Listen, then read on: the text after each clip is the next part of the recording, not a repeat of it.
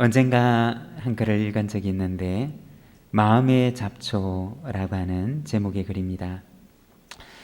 거기에 보면 한 선생님이 제자들을 데리고 들판으로 나가서 둥글게 앉아서 제자들에게 말합니다. 자, 오늘은 이제 마지막 수업이다. 우리가 앉아있는 이 들판에 잡초들이 가득한데 어떻게 하면 이 잡초들을 없앨 수가 있겠니? 갑작스러운 선생님의 질문에 제자들은 머릿속으로 생각나는 대로 대답하기 시작했습니다. 삽으로 땅을 갈아 엎으면 됩니다. 불로 태워버리면 없앨 수가 있지 않을까요? 뿌리째 뽑아버리면 될 거예요. 선생님은 제자들의 모든 대답을 다 듣고 난 뒤에 일어나서 이야기를 합니다. 그래, 이제 집으로 돌아가서 각자가 대답했던 그 방법대로 자신의 마음속에 있는 잡초들을 다 없애고 내년 이맘때 이 자리에서 다시 만나자. 그리고 시간은 흘러 1년이 지났습니다. 제자들은 모두가 다 자기 마음에 생각을 했던 그 방법을 가지고 1년 동안 마음속에 있는 잡초를 없애려고 애를 써다가 1년이 지난 뒤에 선생님과 약속했던 그 장소로 다시 돌아왔습니다. 그런데 선생님과 함께 모였던 그 잡초로 가득했던 들판에는 잡초는 온데간데 없고 곡식만이 가득한 밭이 되어 있었던 것이었습니다. 그리고 거기에는 작은 팻말 하나가 꽂혀 있었는데 이렇게 적혀 있었습니다. 들판의 잡초를 없애는 가장 좋은 방법은 그곳에다가 곡식을 심는 것입니다. 여러분, 우리의 마음속에 불쑥불쑥 또는 여기저기 생겨나는 잡초를 없애는 방법은 무엇일까요? 그것은 그곳에다가 좋은 것을 심는 것입니다. 때로는 우리의 마음속에 염려와 근심의 잡초, 때로는 두려움의 잡초, 때로는 절망의 잡초, 때로는 분노의 잡초, 우리의 마음속에 이와 같은 잡초들이 불쑥불쑥 여기저기 생겨날 수가 있습니다. 뽑아버려도 또다시 생겨나는 끈질긴 잡초들이 우리의 마음의 밭에 자랄 수가 있습니다. 만일 그렇다면 그곳에다가 좋은 곡식을 심으시기를 바랍니다. 그렇게 하면 어느샌가 우리의 마음을 괴롭히는 그 잡초들은 사라지고 그곳에 아름다운 열매들이 풍성하게 맺혀 있는 것을 보게 될 것입니다. 저와 여러분의 삶 속에 그리고 우리 모든 믿음의 가족들의 마음의 밭에 아름다운 성령의 열매들로 가득하게 되기를 간절히 소망합니다. 우리가 이번 주부터는 주님의 형상을 만드소서라고 하는 주제를 가지고 성령의 9가지 열매에 대해서 우리가 하나씩 살펴보는 시간을 가지도록 하고자 합니다. 우리가 예배당 들어오실 때 혹시 교회 마당에 붙어 있는 현수막을 보셨습니까?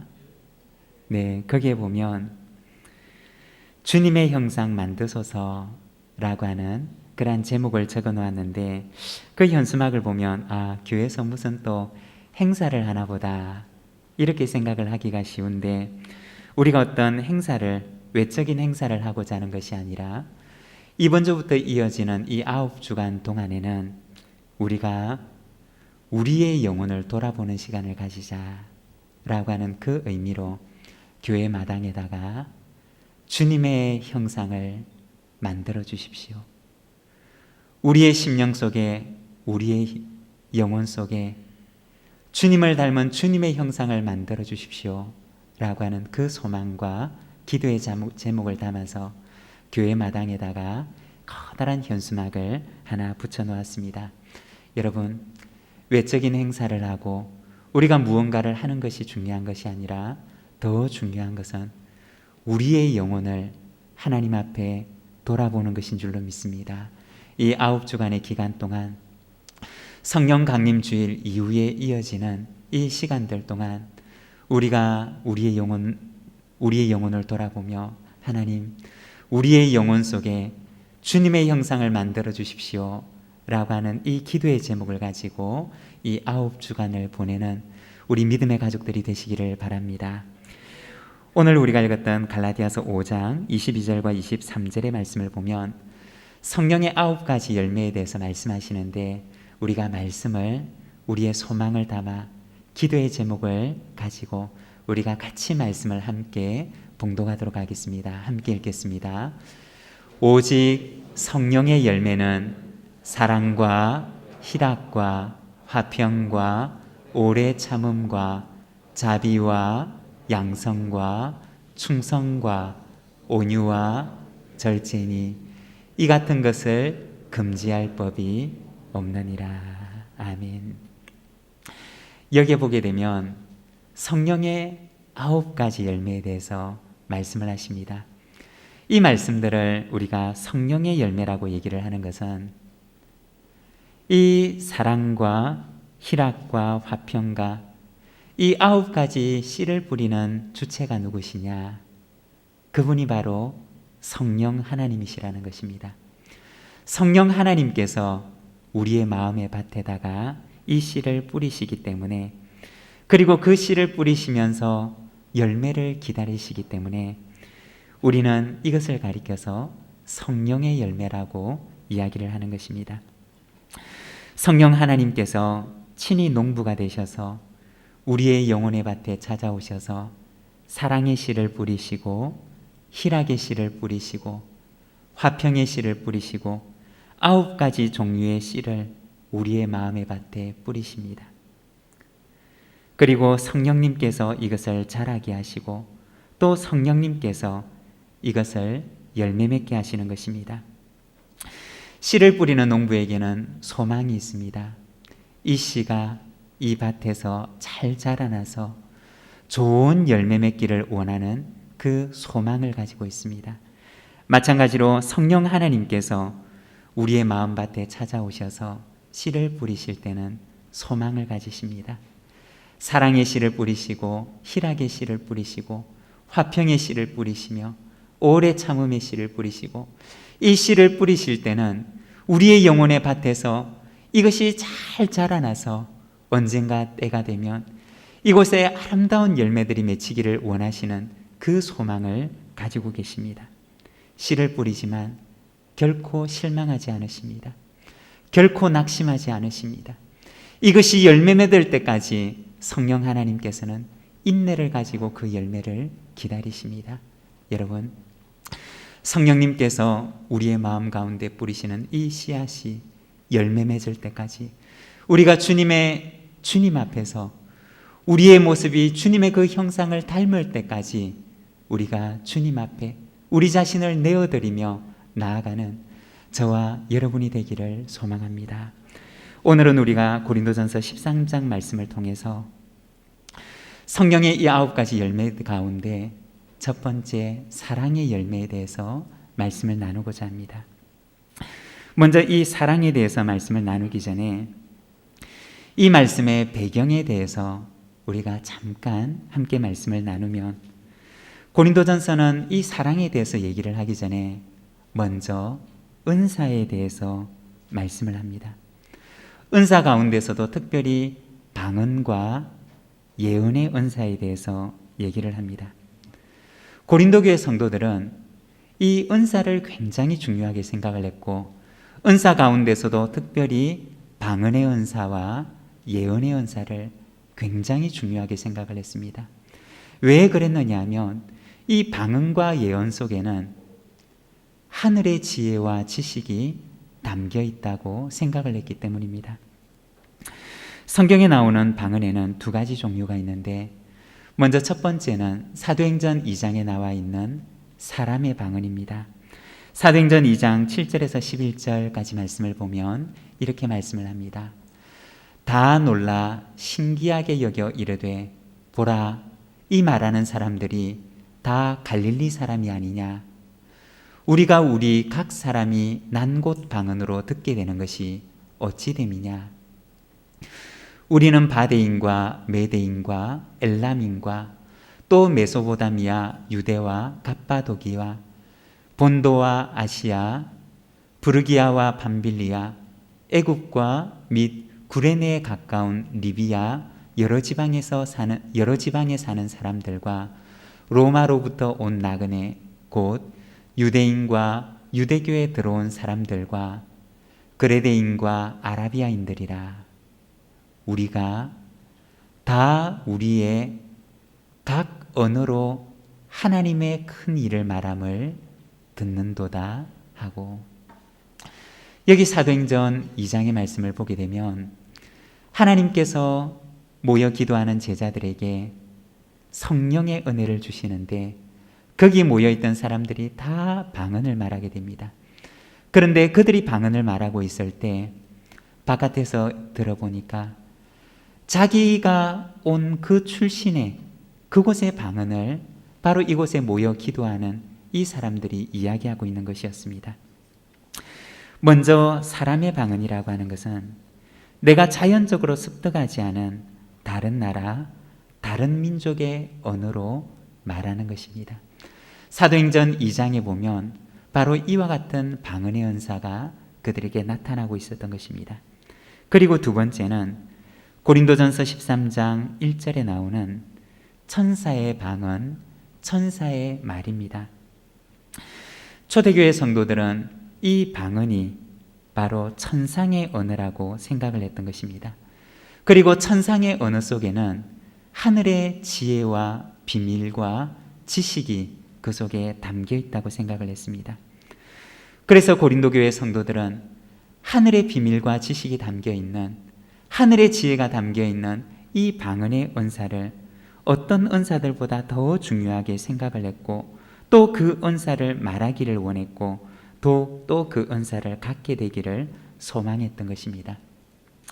예언의 은사도 마찬가지인데, 이 예언이라고 하는 것은 하나님께 받아서 말한다 라고 하는 의미를 가지고 있는데, 이 예언 속에도 역시 하늘의 비밀과 하늘의 지혜와 하늘의 지식이 담겨 있다고 그들은 생각을 했습니다. 그래서 고린도 교회 가운데 있었던 여러 다른 은사들보다 이 방언의 은사와 예언의 은사를 그들은 더 중요하게 생각을 했고, 더 많이 말하였고, 또 더 많이 말하기를 원했던 것입니다. 여러분, 이처럼 은사가 가득하고 특별히 하늘의 비밀과 지혜와 지식이 담겨 있는 이 방언의 은사와 예언의 은사를 원하고 사모하고 또 이것을 많이 하고자 했던 이 고린도 교회에 어떤 일들이 일어나게 되었을까요? 우리가 성경을 보게 되면 그들이 그토록 원했던 그 지식과 그들이 그토록 얻기를 원했던 그 비밀의 지혜가 그들을 더 교만하게 만들었던 것입니다. 고린도전서 8장 1절의 말씀을 보면 우상의 제물에 대하여는 우리가 다 지식이 있는 줄을 아나 지식은 교만하게 하며 사랑은 덕을 세우나니 라고 말씀을 합니다. 그들이 가지고자 원했던 그 지식, 그들이 소유하고 있다고 생각을 했던 그 하늘의 비밀, 그것이 나쁜 것은 아니지만 그러나 그들이 원하고 그들이 가지고 생각했던 그 지식들이 고린도 교회 성도들을 교만하게 만들고 있었던 것입니다. 그들이 가지고 있는 그 지식을 가지고 그들은 연약한 사람들을 정죄했고, 그들이 가지고 있는 그 지식을 가지고 그들은 교회 안에서 파당을 만들었고, 그들이 가지고 있는 그 지식을 가지고 그들은 사람을 판단하고 정죄하고 교회 공동체를 분열시키는 일을 하고 있었던 것입니다. 우리가 신앙생활을 할 때 가장 조심해야 될 것이 있는데 그것은 바로 우리가 조금 안다는 교만입니다. 내가 조금 알게 되면, 내가 신앙생활을 조금 더 오래 하고 내가 조금 더 안다고 생각하면 거기에서부터 교만이 찾아오기 시작하는데, 그 교만한 지식이 공동체를 유익하게 하는 것이 아니라 공동체를 시험에 들게 하는 것입니다. 여러분, 교회 생활을 하다 보면, 교회에 보면 교회를 시험에 들게 하고 교회를 어렵게 하는 이들이 누구냐? 바로 똑똑한 사람들입니다. 내가 좀 안다고 생각하는 사람들, 내가 어떤 다른 사람들보다 더 많이 안다고 생각하는 그 사람들이 교회를 어렵게 만들고 교회를 시험에 들게 하는 것입니다. 여러분, 교만한 지식보다는 무지한 순수함이 더 낫고 더 아름다운 것입니다. 오히려 내가 많이 아는 배움보다는 오히려 배우지 못한 하나님 앞에서의 순수함이 오히려 교회 공동체 가운데서 덕을 세우고 하나님의 나라를 세우며 하나님께서 그것을 더 귀하게 보신다는 것입니다. 오늘 우리가 읽었던 고린도전서 말씀의 배경 가운데는 바로 이와 같은 배경 속에서 고린도전서 13장의 말씀에서는 그러면 사랑이 무엇인가에 대해서 이야기를 하는 것입니다. 사랑은 무엇인가? 오늘 우리가 읽은 이 말씀에 보면 먼저 첫 번째, 이기적인 사랑을 추구하는 자기를 향해서는 아니오라고 얘기를 하는 것입니다. 사랑이 무엇이냐?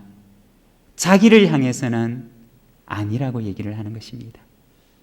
자기 자신을 향해서, 자아를 향해서는 아니라고 얘기를 하는 것이 사랑이라는 것입니다. 자기가 어떠하냐? 우리의 자아가 어떠하냐?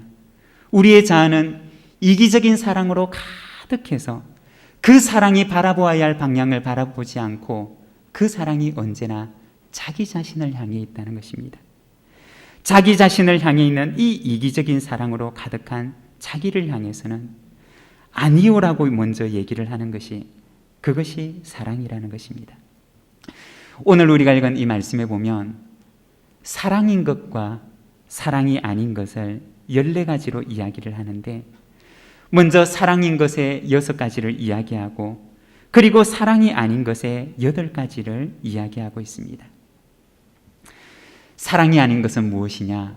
오늘 우리가 읽은 이 말씀에 보면 시기, 자랑, 교만, 무례히 행함, 자기의 유익을 구하는 것, 성내는 것, 악한 것, 불의한 것. 먼저 이러한 것들은 사랑이 아니라고 이야기를 하고 있습니다.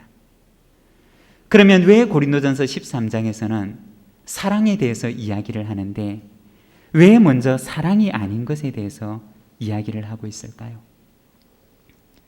왜 사랑인 것에 대해서 이야기를 하면서 사랑이 아닌 것들을 사도 바울은 이 고린도전서 13장을 통해서 이야기하고 있는 것일까요? 그것은 고린도 교회 안에 사랑이 아닌 것들이 마치 잡초처럼 그 공동체 가운데서 자라고 있었기 때문이었다는 것입니다. 사랑이 아닌 것들이 그들의 마음속에 자라나서 고린도 교회 성도들의 마음을 어지럽게 하고 그들의 마음을 흔들어 놓고 있었기 때문이었다는 것입니다. 그래서 그는 고린도 교회 성도들에게 사랑에 대해서 얘기를 할 때, 여러분, 우리 속에 사랑이 아닌 것이 무엇인지 아십니까? 라고 얘기를 하면서 우리 안에 있는 사랑이 아닌 것들에 대해서 사도 바울은 고린도전서 13장을 통해서 간절하게 애원하고 탄원하며 그들에게 이야기를 하고 있는 것입니다. 여러분, 우리가 고린도전서 13장 말씀을 읽을 때는 먼저 우리의 마음속에 기억해야 하는 것이 있는데, 그것은 우리 속에는 선한 것이 없다는 것입니다. 우리의 현 주소, 우리의 마음의 밭, 우리의 본성이 어떠하냐? 우리의 본성이 원래 선하고 우리 속에는 아름다운 것들로 가득 차 있고 우리의 본성 자체가 하나님을 기쁘시게 하는 것들로 가득 차 있는 그러한 것이 우리의 마음의 밭이고 우리의 본성이냐? 그렇지 않다는 것입니다. 우리 속에는 선한 것들이 없는, 오히려 우리의 마음의 밭에는 아름다운 성령의 열매들로 가득 찬 것이 아니라 잡초와 같은 것들이 내 마음의 밭을 가득 채우고 있는 것이, 그것이 타락한 우리의 본성이고 우리 인간의 마음이라는 것입니다. 원래 우리가 사랑이 가득한데 잠깐 우리가 사랑의 마음을 놓친 것이 아니라 원래 우리의 본성과 우리의 마음 속에는 시기와 자랑, 교만과 무례함, 자신의 유익을 구하는 이기심, 그리고 성내는 마음, 악한 것, 그리고 불의, 이와 같은 잡초들이 가득하게 자라 있는 것이, 이것이 타락한 우리의 본성이고 우리의 마음이라는 것입니다. 우리의 본성은 좋은 곡식밭이 아니라 잡초로 가득한 들판과 같은 것입니다.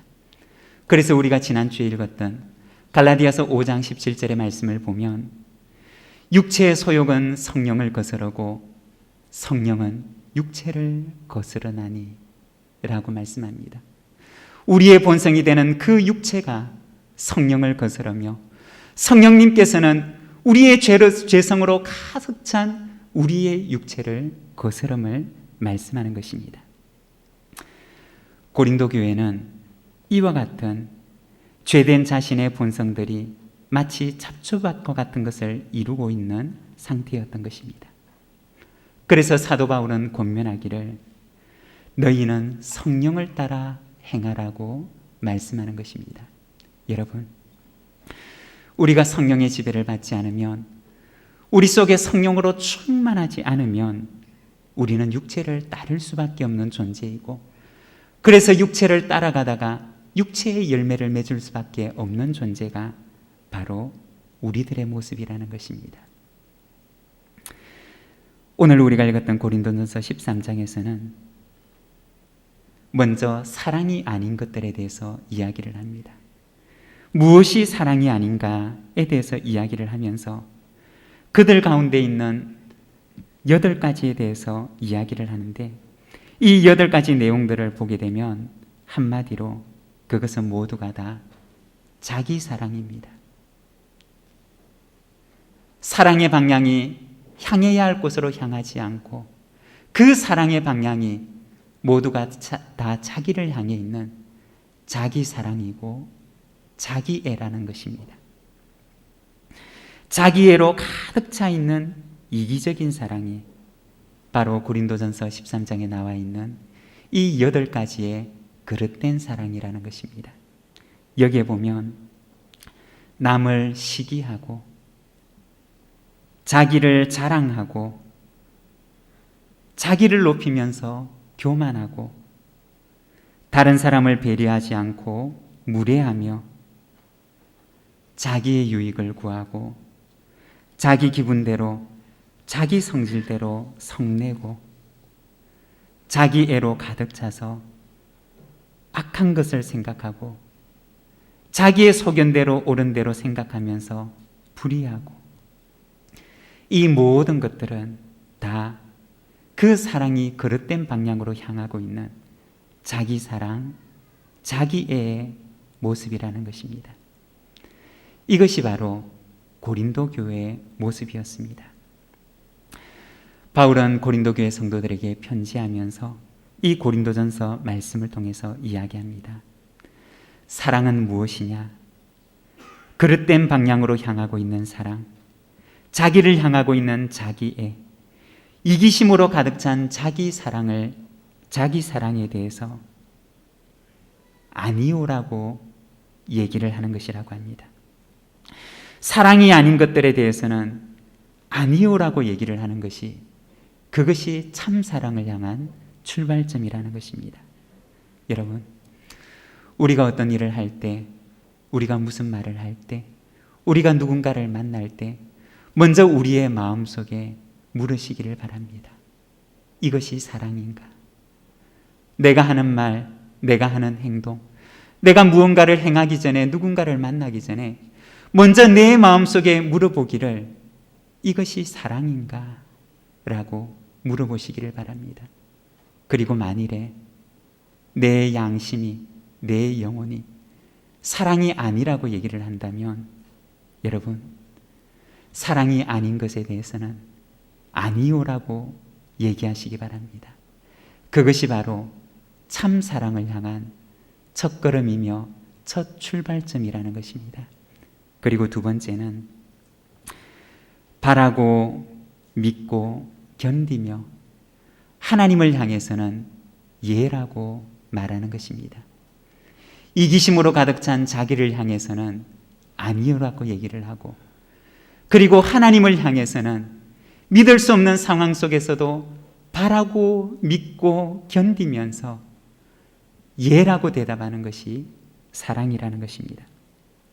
오늘 우리가 읽었던 본문 말씀에 보면 그러면 사랑이란 무엇인가에 대해서 말씀하시는데, 사랑은 오래 참고, 사랑은 온유하며, 진리와 함께 기뻐하고, 모든 것을 참으며, 모든 것을 믿으며, 모든 것을 바라며, 모든 것을 견디는 것이 사랑이라고 말씀합니다. 사랑은 무엇이냐? 사랑은 하나님을 향해서는 예라고 대답하는 것입니다. 내가 참을 수 없고, 믿을 수 없고, 바랄 수 없고, 견딜 수 없지만 하나님을 믿기 때문에, 하나님을 신뢰하기 때문에 하나님을 바라보고 예라고 대답하는 것, 그것이 사랑입니다.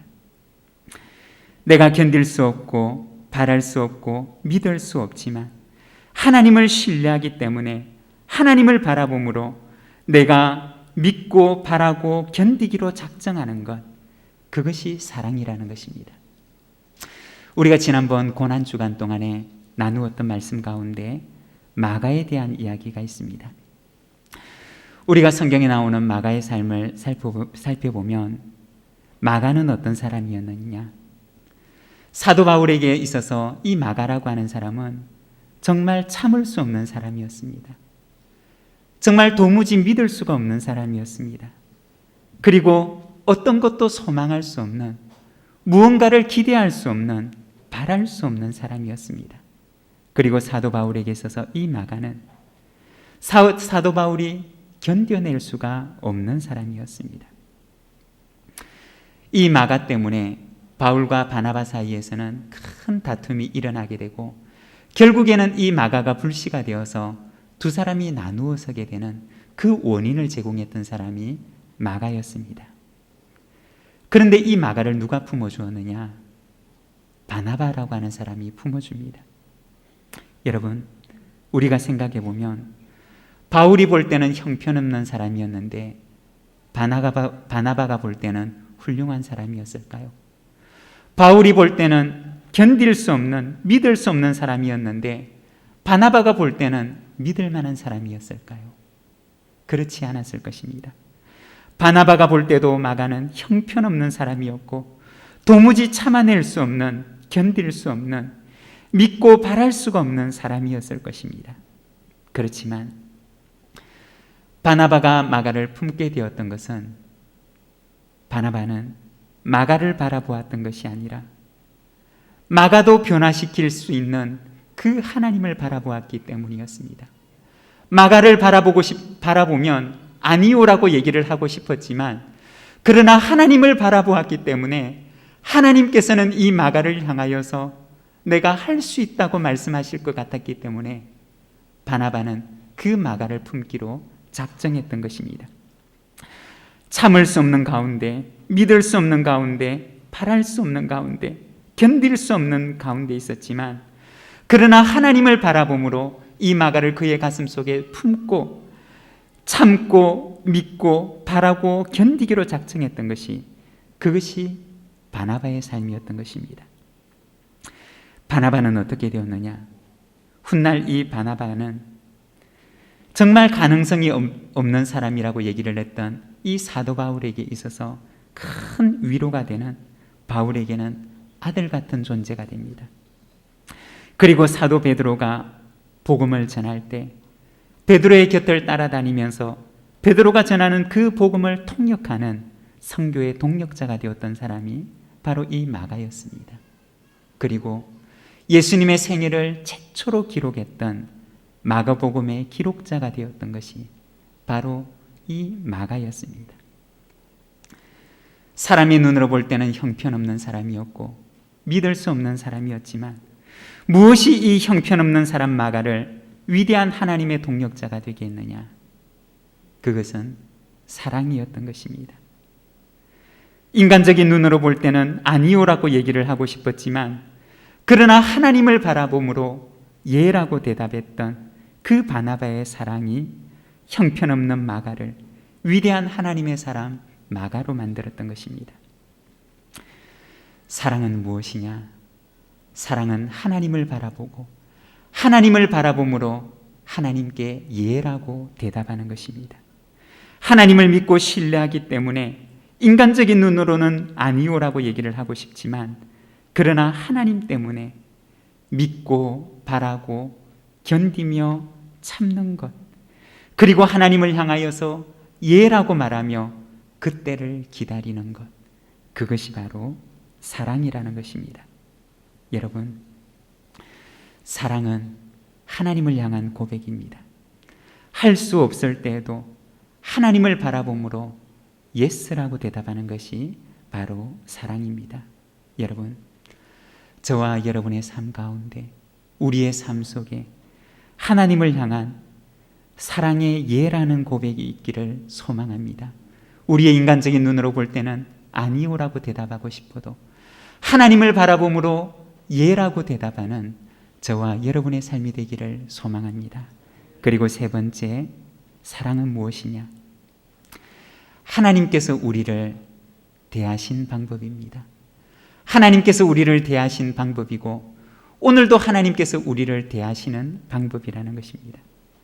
우리가 왜 사랑해야 하느냐? 사랑할 수 없고 사랑할 마음이 전혀 일어나지 않음에도 불구하고 우리가 왜 사랑해야 하느냐? 그것은 하나님께서 이미 그리고 지금도 그렇게 우리를 대하고 계시기 때문이라는 것입니다. 하나님께서 어떻게 우리를 사랑하셨느냐?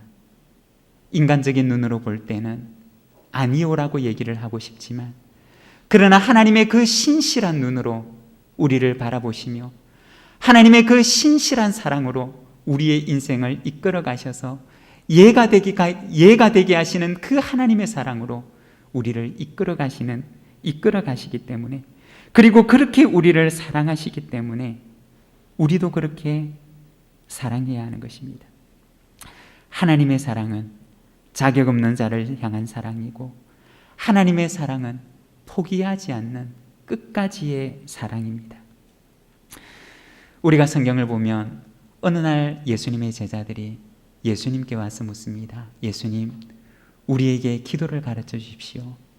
그러자 예수님께서 제자들에게 너희는 이렇게 기도하라 구하며 기도를 가르쳐 주시는데 이렇게 말씀하십니다. 우리 자막을 보면서 같이 한번 읽도록 하겠습니다. 우리가 우리에게 죄 지은 자를 사하여 준 것 같이 우리 죄를 사하여 주시옵고. 기도를 가르쳐 달라는 제자들에게 예수님께서는 너희는 이렇게 기도하라고 하시면서 우리가 우리에게 죄 지은 자를 사하여 준 것처럼 우리의 죄를 사해 주십시오 라고 기도하라고 하십니다. 우리가 이 기도를 겉으로만 보면 내가 누군가를 용서해 주었으니 하나님도 나를 용서해 주십시오 라고 하는 조건부의 기도인 것처럼 보이지만, 그러나 사실 이 기도의 깊은 의미는 하나님께서 나를 용서해 주셨으니 하나님께서 내게 그렇게 하신 것처럼 나도 누군가에게 용서할 수 있는 힘을, 나도 누군가를 사랑할 수 있는 힘을 주십시오 라고 하는 간청과 탄원의 기도입니다. 왜 그렇게 기도하느냐? 내게는 사랑할 수 있는 힘이 없기 때문입니다. 내게는 누군가를 용서할 수 있는 힘이 없기 때문입니다. 내게는 사랑할 수 있는 힘이 없기 때문에 예수님께서는 하나님을 향하여서 나에게도 누군가를 용서할 수 있는 힘을, 나에게도 누군가를 사랑할 수 있는 그 힘을 강구하라고 우리 주님께서는 제자들에게 말씀하셨던 것입니다. 우리가 베드로의 이야기를 들어보면 예수님, 제가 몇 번이나 나에게 잘못한 사람에게 용서를 해야 됩니까? 7번까지 할까요? 라고 얘기하는 그 베드로에게 예수님께서는 70번에 7번까지, 하나님께서 너를 용서하신 것처럼 너도 그렇게 용서하라고 말씀하셨던 것입니다. 사랑은 무엇이냐? 하나님께서 나를 대하신 방법입니다. 우리가 왜 사랑해야 하느냐? 하나님께서 나를 그렇게 사랑하셨기 때문에 나도 사랑해야 하는 것입니다.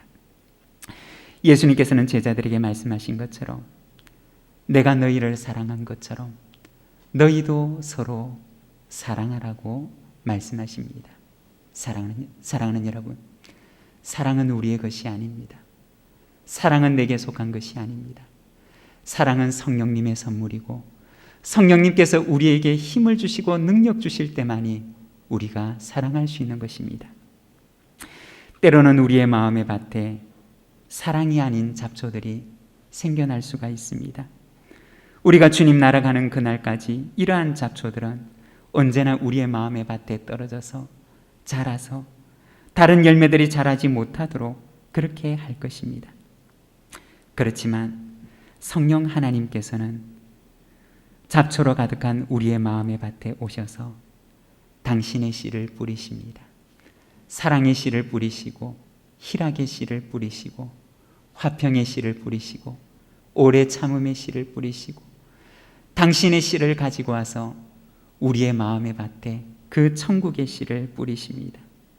마치 씨를 뿌리는 농부처럼 이 씨가 언젠가는 자라나서 열매 맺을 때를 기대하고 소망하면서 그 씨를 뿌리십니다.